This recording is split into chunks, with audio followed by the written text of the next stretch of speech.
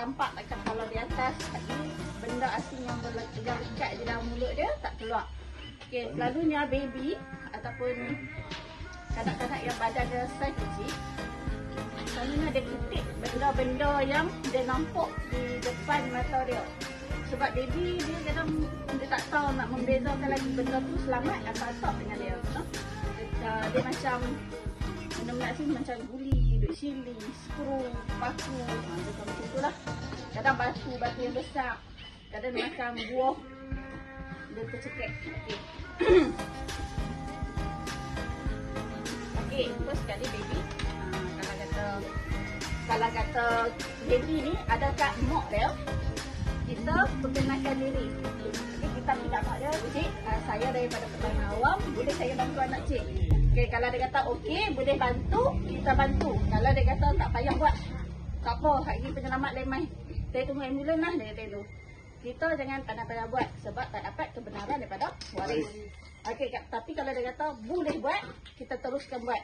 Okey, dia kata boleh saya ambil anak puan, kita ambil. Lepas tu kita beritahu kat PAN, beritahu kat waris dia, mak dia, atau PAN boleh tak call 999.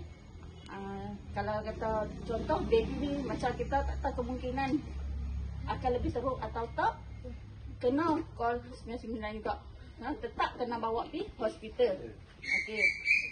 Okey, untuk teknik baby chest thrust, 2 jari di dada dia. Teknik yang tekanan yang sama untuk dewasa, 5 dan 5. Belakang 5, di dada 5.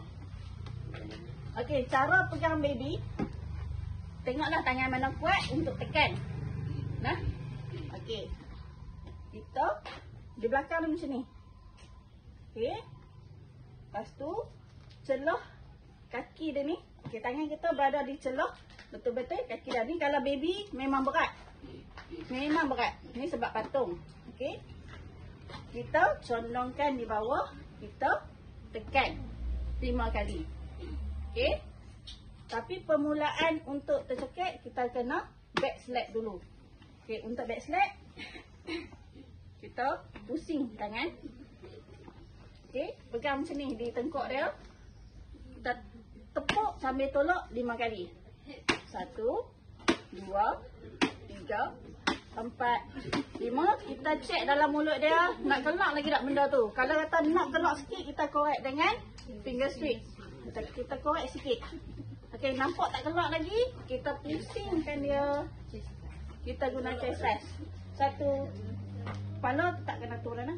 1 2 3 4 5. Okey, tak kelak lagi, kita ulang semula. 1 2 3 4 5. Pusing pula, tengok pula dalam mulut dia, nak kelak ke tak. Okey, kalau kata benda tu dah nak terkelak sikit, kita korek. Bila baby bila dia tengok, okey, bila dia rasa macam diri dia tak selamat ke apa, walaupun benda tu dah kelak, dia akan teriak. So cara nak tenangkan baby, kita letak di atas bahu, kita tepuk di belakang dia. Ataupun kita serah kat mak dia, kita beritahu mak dia, puan letak di bahu, puan tepuk. No? Baby kadang dia tengok orang asing pun, dia rasa macam dia terancam macam tak selamat je, macam tak kenal kan. Okay.